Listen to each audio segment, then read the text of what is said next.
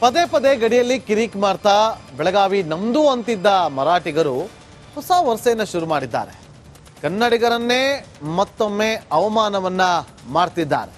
ಈ ರೀತಿಯಾಗಿ ಅವಮಾನ ಮಾಡಿದವ್ರಿಗೆ ಒಂದು ಉತ್ತರ ಕೊಡಬೇಕಿದೆ. ಆ ಉತ್ತರವನ್ನ ಕೊಡ್ತೀವಿ. ಆದ್ರೆ ಅದಕ್ಕಿಂತ ಮುಂಚೆ ಈ ವರದಿಯನ್ನು ನೋಡ್ಕೊಂಬನ್ನಿ.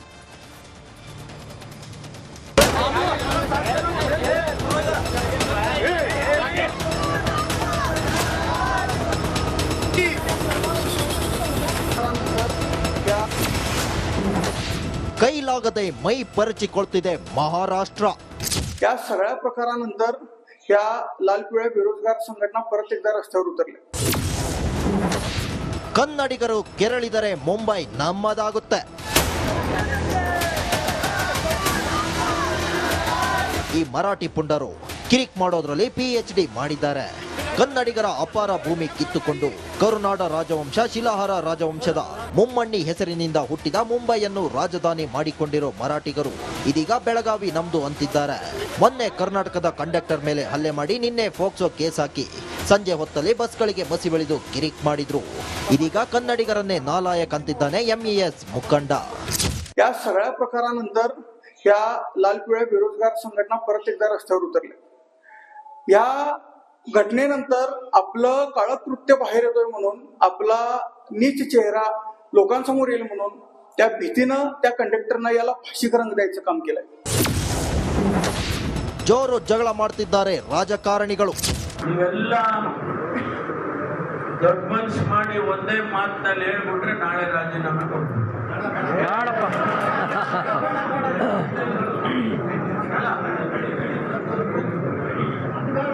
ಅವಾಗ ನಾನು ನಿಮ್ ಜೊತೆಲಿ ಮುಖ್ಯಮಂತ್ರಿ ಆಗಬೇಕು. ಮಾನ್ಯ ಗೃಹ ಸಚಿವರು ಅವರ ಹೇಳಿಕೆಯನ್ನ ಗಮನಿಸ್ತಾ ಇದ್ದೆ. ಎಲ್ಲ ಒಂದ್ ಕಡೆ ರಾಜೀನಾಮೆ ಕೊಡಬೇಕ ನಾನು ಅಥವಾ ಕೊಡ್ತೇನೆ ಅನ್ನೋ ದಾಟಿಯಲ್ಲಿ ಮಾತನಾಡಿದ್ದಾರೆ. ಇದು ಅವಿವೇಕತನದ ಪರಮಾವಧಿ. ನಿಮಗೆ ರಾಜ್ಯದ ಜನ ಆಶೀರ್ವಾದ ಮಾಡಿರ್ತಕ್ಕಂಥದ್ದು, ಸರ್ಕಾರ ಆಡಳಿತಕ್ಕೆ ಬಂದಿರತಕ್ಕಂಥದ್ದು, ಇದೆಲ್ಲದನ್ನು ಕೂಡ ಗಟ್ಟಿಗೆ ಇವತ್ತು ಕಾನೂನು ವ್ಯವಸ್ಥೆಯನ್ನು ಕಾಪಾಡಬೇಕು, ಅಭಿವೃದ್ಧಿ ಮಾಡಬೇಕು ಅಂತೇಳಿ. ದುರದೃಷ್ಟ ನಡೀತಾ ಇರೋದು, ನಾವೆಲ್ಲ ಭಾರತೀಯರು ಬೆಳಗಾವಿ ಮತ್ತು ಮಹಾರಾಷ್ಟ್ರದ ಗಡಿ ಸಂಬಂಧಪಟ್ಟಾಗಿ ಅನೇಕ ವಿಷಯಗಳು ಚರ್ಚೆಯಾಗಿ ಅಂತಿಮವಾಗಿ ನಮಗೆ ಮತ್ತು ಅವರಿಗೆ ಸೇರಬೇಕಾದಂಥ ಗ್ರಾಮಗಳ ಬಗ್ಗೆ, ಪ್ರದೇಶ ಬಗ್ಗೆ ಅಂತಿಮವಾದ ತೀರ್ಮಾನ ಕೊಡಲು ಮುಗಿದ ಮೇಲೆ ಮತ್ತೆ ಆ ಥರ ಪದೇ ಪದೇ ಖ್ಯಾತೆ ತೆಗೆದು ಸರಿಯದ್ದಲ್ಲ. ಬೆಳಗಾವಿಯಲ್ಲಿ ಉದ್ವಿಗ್ನ ಪರಿಸ್ಥಿತಿ ನಿರ್ಮಾಣವಾಗಿದ್ದು ಮುಂಜಾಗ್ರತಾ ಕ್ರಮವಾಗಿ ಮಹಾರಾಷ್ಟ್ರ ಕರ್ನಾಟಕ ನಡುವೆ ಸಾರಿಗೆ ಬಸ್ ಸಂಚಾರ ಸ್ಥಗಿತ ಮಾಡಲಾಗಿದೆ. ಇದರಿಂದ ಜನರು ಕಂಗಾಲಾಗಿದ್ದಾರೆ. ಈ ರೀತಿ ಘಟನೆಗಳು ನಡೀಬಾರ್ದು. ಈಗ ನಮ್ಮ ಬಸ್ಗಳನ್ನ ಅವರು ನಿಲ್ಲಿಸ್ತಾರೆ, ಅವ್ರ ಬಸ್ಗಳನ್ನ ನಾವು ನಿಲ್ಲಿಸ್ತೀವಿ. ಈಗೇನಾಗಿದೆ, ಎರಡೂ ರಾಜ್ಯಗಳು ಬಸ್ಗಳು ನಿಲ್ಲಿಸ್ಬಿಟ್ಟಿದ್ದಾರೆ. ನಷ್ಟ ಯಾರಿಗೆ? ಜನಕ್ಕೆ ನಷ್ಟ.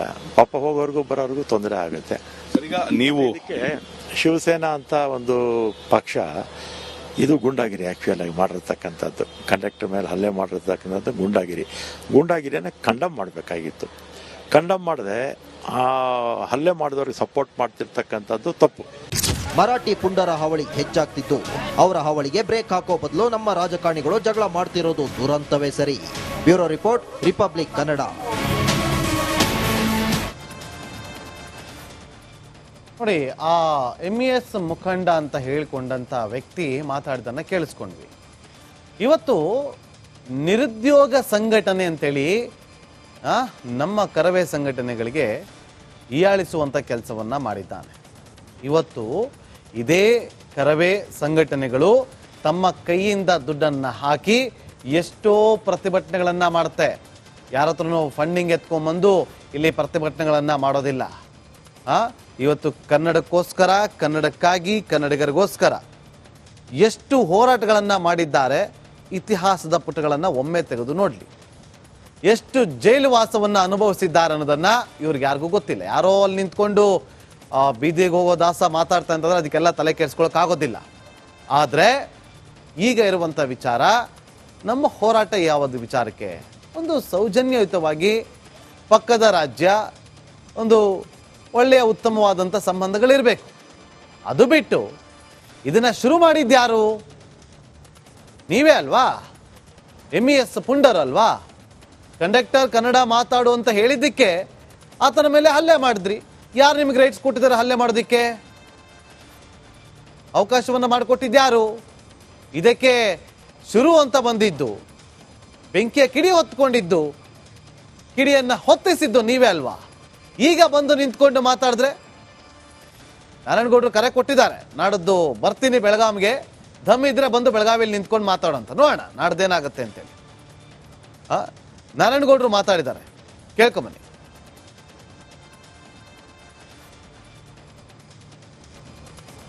ನಾಳೆ ಮಂಗಳವಾರ ನಾನು ಬೆಳಗಾವಿಗೆ ಹೋಗ್ತಾ ಇದ್ದೀನಿ. ನನ್ನ ಜೊತೆಯಲ್ಲಿ ಸಾವಿರಾರು ಜನ ಕಾರ್ಯಕರ್ತರು ಬೆಳಗಾವಿಗೆ ಬರ್ತಾ ಇದ್ದಾರೆ. ಅವರಿಗೆ ಇವತ್ತು ಕರೆ ಕೊಟ್ಟಿದ್ದೀನಿ. ಬೆಳಗಾವಿ ಪುಂಡರಿಗೆ, MES ಪುಂಡರಿಗೆ, ಮರಾಠಿ MES ಪುಂಡರಿಗೆ ನೇರವಾಗಿ ಎಚ್ಚರಿಕೆ ಕೊಡ್ತಾ ಇದ್ದೀನಿ. ಯಾರೋ ಅಮಾಯಕನ ಮೇಲೆ ಗುಂಡಾಗಿರಿ ಮಾಡಿದ್ರಲ್ಲ, ಬನ್ನಿ ನಮ್ಮ ಮೇಲೆ ಮಾಡಿ ಗುಂಡಾಗಿರಿ ನೋಡ್ತೀವಿ. ನಿಮ್ಮ ಗುಂಡಾಗಿರಿಯನ್ನು ಮಂಗಳವಾರ ವ್ಯಕ್ತಪಡಿಸಿ ಅದಕ್ಕೆ ಉತ್ತರ ಹೇಗೆ ಕೊಡಬೇಕು ಅಂತ ಹೇಳಿ ತೀರ್ಮಾನ ಮಾಡಿಕೊಂಡೇ ಬೆಳಗಾವಿಗೆ ಹೋಗ್ತಾ ಇದ್ದೀನಿ. ನಾರಾಯಣಗೌಡರು ಎಷ್ಟು ಬಾರಿ ಕನ್ನಡಕ್ಕೋಸ್ಕರ, ಕನ್ನಡದ ಪರವಾಗಿ ಹೋರಾಟವನ್ನ ಮಾಡಿ ಜೈಲ್ಗೆ ಹೋಗಿ ಬಂದಿದ್ರಂತೇಳಿ ಇಡೀ ಕರ್ನಾಟಕ ಗೊತ್ತಿದೆ. ನಾಡ್ದು ಬೆಳಗಾವಿಗೂ ಕೂಡ ಬರ್ತೀವಿ ಅಂತ ಹೇಳಿದ್ದಾರೆ. ಯಾವುದೇ ರೀತಿಯಂತ ಅಹಿತಕರ ಘಟನೆಗಳು ಆಗಬಾರ್ದು, ಆದರೆ ಹೋರಾಟದ ರೀತಿಯಲ್ಲಿ ಇರಬೇಕಾಗುತ್ತೆ ಅಂತ ನಾವು ಕೂಡ ಭಾವಿಸ್ತೀವಿ. 150 ಸುದ್ದಿ, 120 ಇಂಪ್ಯಾಕ್ಟ್. ಸೂಪರ್ 3 ಇಲ್ಲೇ ಡ್ರಾ, ಇಲ್ಲೇ ಬಹುಮಾನ. ಮಾಧ್ಯಮ ಇತಿಹಾಸದಲ್ಲೇ ಮೊದಲು ಪರಿಹಾರ ಪತ್ರಿಕೋದ್ಯಮ. ಜೀವನ ನಡೀತಾ ಇಲ್ಲ ಸರ್. ಗುಣಲಕ್ಷ್ಮಿನಿಲ್ಲ, ಪಿಂಚಣಿನಿಲ್ಲ, ಇದನ್ನೇ ಮಾಡಕ್ಕಾಗಿಲ್ಲ ಅಂತಂದ್ರೆ ಇನ್ನೇನ್ ಮಾಡ್ತೀರಿ ಬೇರೆ? ಏನ್ ಕಳಿಸಿ ಆ ಸಮಸ್ಯೆಯನ್ನು ಪರಿಹರಿಸಿಕೊಡ್ಲಾಗ್ಬೋದು. ಒಬ್ಬ ಅಜ್ಜಿ, ಅವರು ವಿಕಲಚೇತನರು, ಯಾರ ಹತ್ರ ಹೇಳೋದು? ನಿಮ್ ಪ್ರಾಬ್ಲಮ್ ಏನಪ್ಪಾ ಅಂತ ಕೇಳೋದಕ್ಕೆ ಯಾರು ಇಲ್ವಲ್ಲ, ಆಗ ನಾವಿರ್ತೀವಿ. ನಾವಿರೋದೇ ನಿಮ್ಗಾಗಿ. ನಾನು ಇರುವವರೆಗೆ, ಅವರು ಇರುವವರೆಗೆ 1000 ರೂಪಾಯಿ ತಿಂಗಳು ಹಾಕ್ತೀನಿ. ಆದ್ರೆ ಈ ಕೆಲಸ ಇದೆಯಲ್ಲ, ಯಾವತ್ತೂ ಕೂಡ ಶಾಶ್ವತವಾಗಿ ನಮಗೊಂದು ಒಳ್ಳೆ ನೆನಪನ್ನ ಕೊಡುತ್ತೆ, ನಮ್ಮನ್ನ ಕಾಪಾಡುತ್ತೆ. 24 ಗಂಟೆಯಲ್ಲಿ ಅವರ ಬದುಕು ಬದಲಾಗಿ ಹೋಯಿತು. ನಾವು ರಿಪಬ್ಲಿಕ್ ಕನ್ನಡ, ನೇಷನ್ ಫಸ್ಟ್. ಸಮಾಜ ನಮಗೆ ಬಹಳ ಮುಖ್ಯವಾಗಿರುತ್ತೆ. ನಾವು ಆ ಜಾತಿ ಈ ಜಾತಿ ಅಂತ ನೋಡೋದಿಲ್ಲ. ಸಮಾಜದ ಕಟ್ಟ ಕಡೆ ವ್ಯಕ್ತಿ ಯಾರಿರ್ತಾನೆ, ಅದು ಯಾವುದೇ ಜಾತಿಯವನಾಗಿರ್ಬೋದು, ಯಾರ ಕಷ್ಟದಲ್ಲಿದ್ದಾನೆ ಅವನ ಪರವಾಗಿದ್ದಾನೆ. ಕನ್ನಡಕ್ಕೆ ಧನ್ಯವಾದ. ನಾವು 1 ವರ್ಷದ ನಿರ್ಭೀತ ಪತ್ರಿಕೋದ್ಯಮ ರಿಪಬ್ಲಿಕ್ ಕನ್ನಡ. ಇದು ನಿಮ್ಮ ಧ್ವನಿ.